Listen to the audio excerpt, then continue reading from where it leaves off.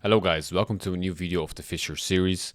In this video we'll look at the US Open of 1957. Before this, Fischer played against Ulwe, his first real experience against the world champion. Ulwe destroyed him in a 20-move brilliance. You can watch that video up on my channel. After that game, the second game they drew. It was a very long game, and obviously a 14-year-old American prodigy drawing a former world champion. That's a very big news, so it got widely spread. Fischer played some local tournaments afterwards, but the main event of 1957 was obviously the US Championship. So it was his second attempt. The year prior, Bobby Fischer got 4th place, in which Arthur Bisguier won on tiebreaks. And now we see it was a 175 player 12-round Swiss, in which Bobby tied for first place with Arthur Bisguier, with both scoring 10 points out of 12 games. And then you had Donald Byrne finishing in clear third with 9.5, and then some players with 9 points for the 4th to 7th place. So in Fischer's first round, his opponent actually didn't show up. It was a forfeit, so he won automatically. And in the second round, we will see Fischer with the white pieces against Edward Stepans. So let's see how the game goes. Fischer starts with e4, and we have c5, the Sicilian defense. Now comes knight to f3, d6, and d4. Going for the open Sicilian, c takes d4, knight takes d4, and here comes knight f6. Very standard. Fischer plays knight c3, simply defending the pawn. And here you can actually do multiple moves. You can either go for a6, which is obviously the Najdorf. You can go for knight c6, which is more of a classical opening as a Sicilian player. You can go for e6. This is more kind of a French Sicilian. And obviously you can also go for the dragon. And this is what Edwards opts to play. He plays the Sicilian Dragon. Now, they say this looks like a dragon structure somehow. I don't really see it, but that's why it's called dragon. So after g6, Bobby Fischer knows the theory here. He plays bishop to e3, one of the best moves. Now comes knight to c6 and f3. You get this pawn chain, wanting to play g4, h4 later on, bring the queen to d2, castle long, and then bring the king to b1.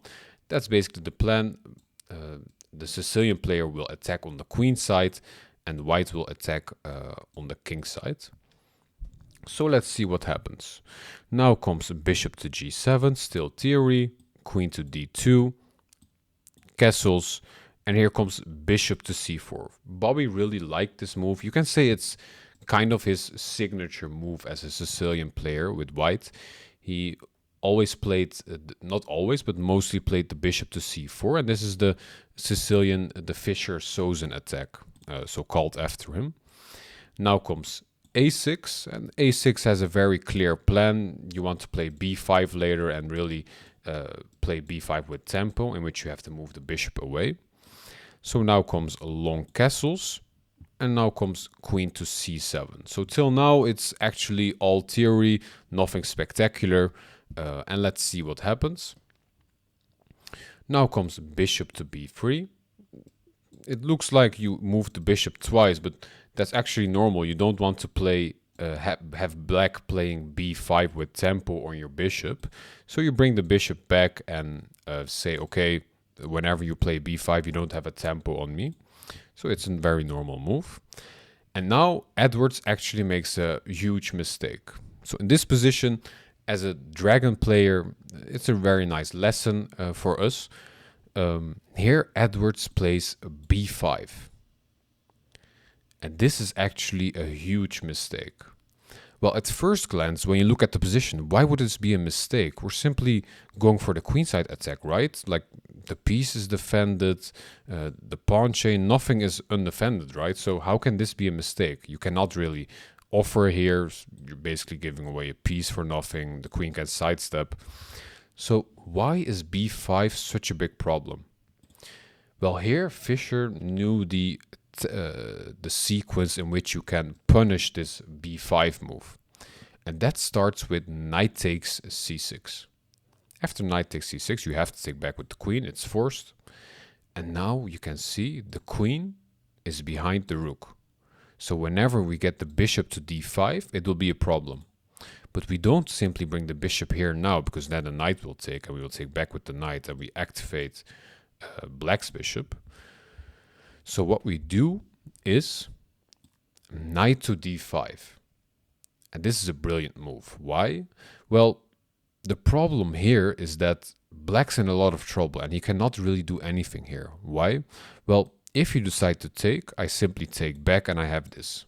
So that doesn't really work. You cannot take with the knight. Well, what if I play e6, simply kick the knight away? Well, then we give you a fork. So that doesn't work either. Okay, so knight takes doesn't work. E6 doesn't work. Well, okay, white's not really going to take this knight, right? He probably wants to get this fork, or yeah, what can black really do here? Well, if you try to defend this e7 pawn by playing, for example, queen to d7, then we have this fork, so you cannot bring it back that way. Well, if you bring it back all the way like this, we still have this fork, which is very funny.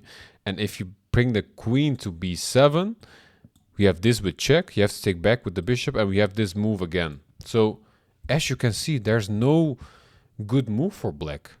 So in 13 moves, in which the first 10 or 11 moves, they all play theory, black makes one huge mistake by playing b5, and he's already in basically a lost position, which is crazy in my opinion.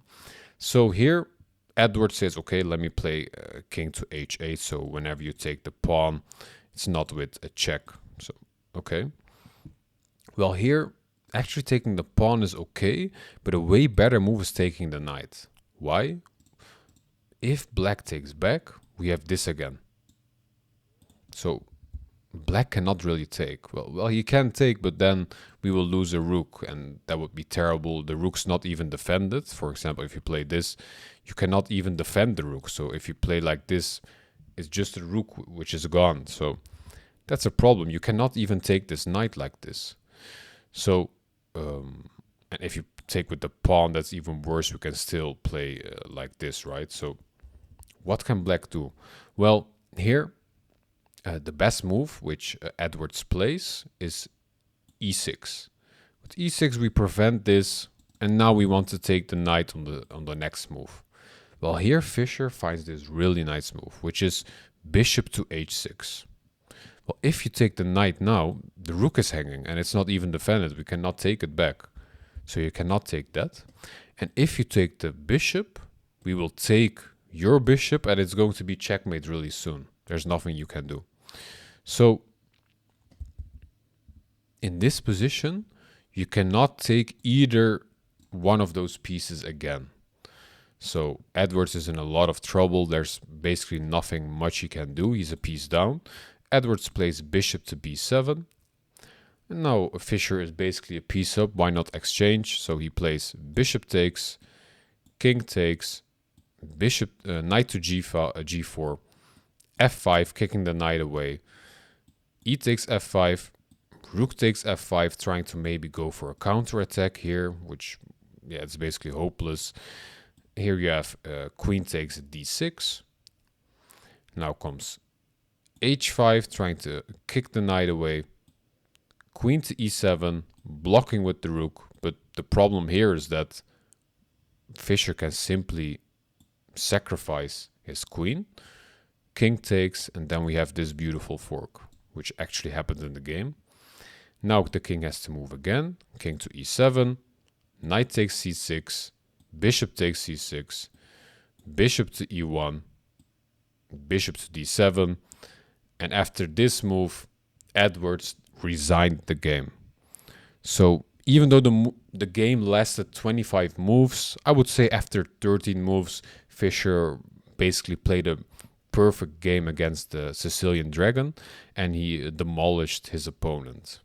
So this was the second round. Fischer is now 2-0. And in the next video, we'll see how he continues his US Open of 1957. Thank you for watching. Bye bye.